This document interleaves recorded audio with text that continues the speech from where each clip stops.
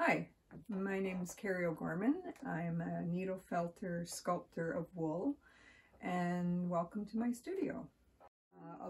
I'm inspired by a lot of very old school artists like Arthur Rackham and Beatrix Potter, people who were really inspired by the natural world and animals.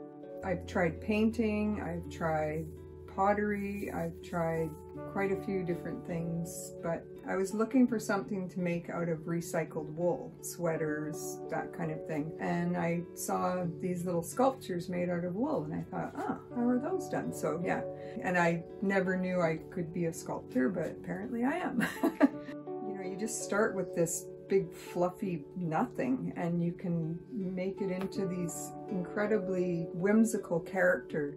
But the basic of it is just one little needle. So I love that part of it. I can take it anywhere and work on it anywhere, and yeah.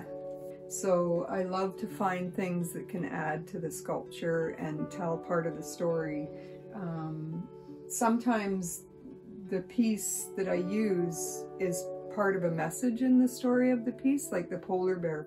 The piece is a found piece from James Island.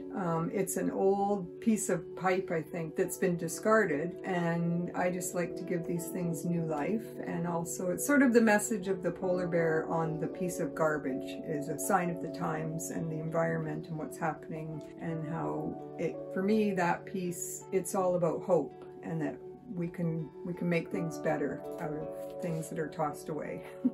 I often stumble when people say, "Are you an artist?" I always think that we all create in some way, be it through communication, teaching, gardening. It doesn't necessarily have to be a visual piece of work that you've made with your hands. I just feel that everybody has some kind of way of creating in their life and giving back to others. And yeah, I think that part of being, you know, an artist, it's not necessarily just about the visual part of it. Yeah, I think everybody has some kind of a creative spark somewhere in them that they can share.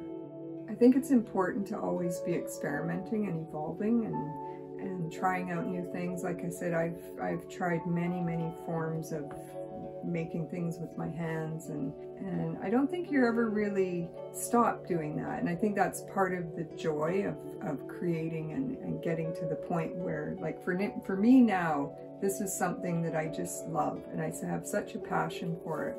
And I know that'll continue and go on maybe into other things, like they have evolved just from a simple sculpture into a more of a story looking thing. But anyway, I just feel that, yeah, I just like to keep my ears and eyes and heart open for whatever's going to happen in my art world, my creative world.